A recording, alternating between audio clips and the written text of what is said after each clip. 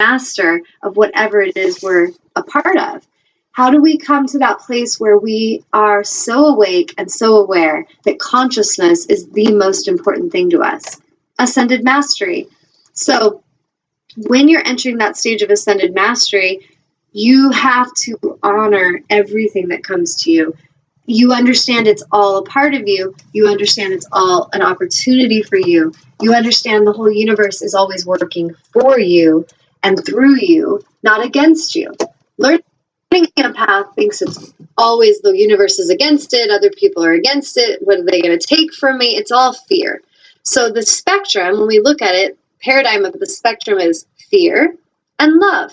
And so really, it's up to each of us. Do we continue to unconsciously co-create from fear and separation consciousness, poverty consciousness, the lackful consciousness?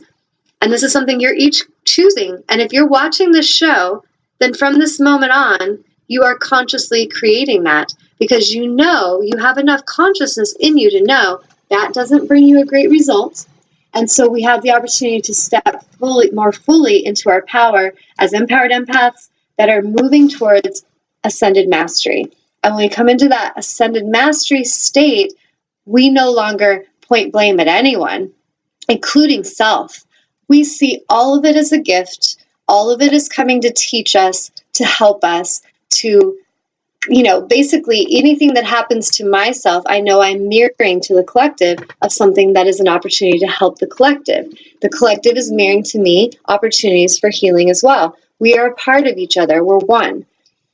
We no longer see that we're separate. We see that we have oneness. Are we exactly the same? No. We have our own individual diversity and our own uniqueness, but we're still one with Source. And so I'm going to pause and see, does anybody have any questions on that? Because I've been talking for a while, and I need to drink some water. Anybody got a question? I don't believe it, no. Come on, guys. I know you do. Okay, so the next card, I got the Mother card. So when I was processing that, it was helping me process that connection with Mother, and I was shown how in a past life, it was like 1334 or something like that, AD. I was living in Canterbury, England, is what I was told. And in the first vision, I was 12 years old. I was a little girl. I had brown hair. I could see I had no shoes on, kind of raggedy dress. And I was basically a servant in this really cold house that was made of stone. I was in charge of bringing in things for the fireplace, scrubbing the floors. And in the first feeling I got from it was like Cinderella in a way, like just a little servant girl. And I died very young in that life. I was beaten by this tyrannical male, and the name was like Lord Aldron or something like that. And my name was Anna, and this is all what I received when I was in my past life regression. Like when I would ask the question, consciousness would just speak Anna, would speak you're 12 years old, would speak you died at age 15. And so as I was moving through this, this is what I help clients with, I was in that state where I was processing that this human that was the male tyrant was Mother in this life. And so the karma that I was clearing was connected to dying at age 15, alone in a room with another servant girl trying to help me the best she could. I died of a fever. I was burning up. And when I tuned in and accessed even why I was dying of fever, I was fired up and angry with rage. I hated my life. I hated how I was treated, and I wanted to die. I didn't want to be there anymore. I was neglected, abused. And so in that life, dying, then it was showing me and connecting the dots how in this life, I found that same mother that was a man in that life. She was now the tyrant in this life. And my karma, my opportunity was to dissolve and clear all of that karmic energy with that being so I could transcend it and move and come into my liberation. Another part of that vision I got was I was shown Egypt, which I feel like I've talked about Egypt on here quite a bit. I've had a lot of situations come through my life situation where I've been shown the importance and significance of Egypt and being an Egyptian queen. And when I was a little girl, I showed my beloved that I got this pendant from my uncle. And it's a pendant. It's a little picture. And it's the only thing my uncle ever gave me my whole life. And it is of Nefertiti, the queen of Egypt. And I've kept it my whole life. I still have it on my altar. And when I was in the vision, I saw that I was Nefertiti, is what I was told. And what was interesting is I was shown it was like 1330 some BC. And I asked, where am I? And I was in Cairo. And as I was moving through all these visions, I saw how, and this is something I've gotten more and more as I access it, because before I never got a name of who I was. And I feel like there was some resistance in me to really own that, to really say, could I have been someone that, was significant like that? And so today I just was listening, and that's what I was told. And then I went and looked it up right after my past life meditation. I was Googling it, and I researched Nefertiti a bit. And she actually was alive during 1350 or 1330 BC. And there's a mystery behind her. So in my vision, what I was shown is that I was living in this queenly life, but there was some stuff that started to go wrong in our situation where we had a very aligned way of living, and suddenly there were beings coming in projecting power and control. I know, and I've told my beloved, I know that I was accessing angels and galactic guides back in Egypt. Like, that is why we were so advanced of a society. That is why we understood so much. And so I was shown that there was this shift that was happening in the palace that was creating a lot of tension, and it was not in alignment. I did not feel aligned with what they were doing, and they were basically killing people if we would not do what they said. If we wouldn't go in the direction they were going to go, people were being killed. So I was shown that I escaped, and I fled my palace. And from that choice, and this is going way back in time, from that choice, I continued to play out through lifetimes enslavement. Because a part of me felt guilty for releasing my responsibility, guilty for running from my responsibility, running from my own throne, my own power.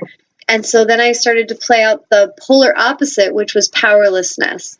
And so when I connect the dots and all that, it makes a lot of sense how lifetimes of being in that abuse cycle and that feeling a powerless cycle, but then also deep in my cellular DNA, knowing I'm a freaking queen.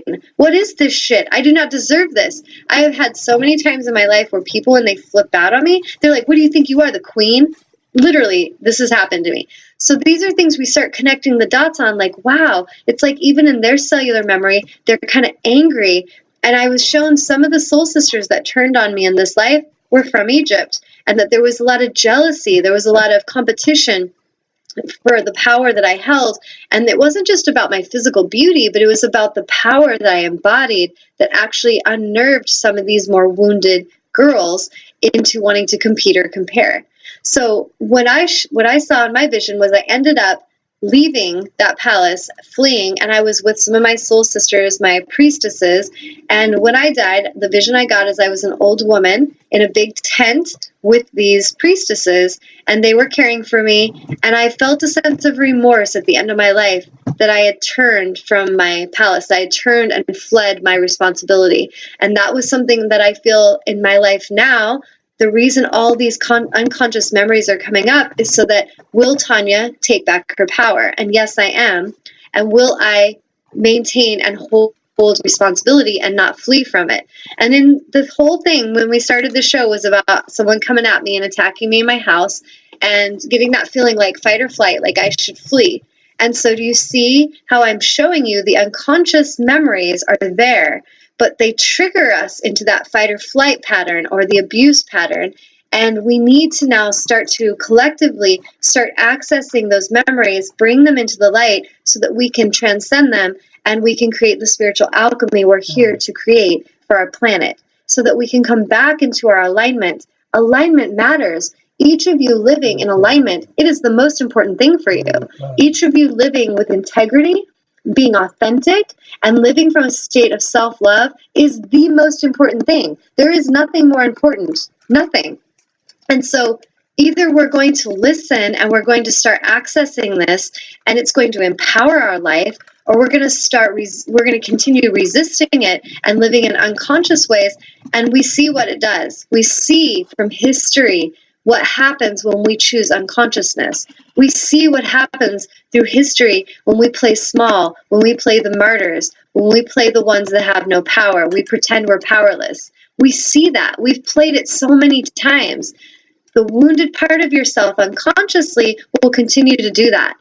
However, we have an amazing opportunity collectively, individually, which will ignite a shift collectively to do our work, to do our inner work, and it's not even hard work, it's just courageous work to bring unconscious into the light and own it and see it and integrate it and allow higher self to start leading, because your higher self is amazing. He is the king and queen, the god, the goddess, the self-realized being, divinity, awakened and aware.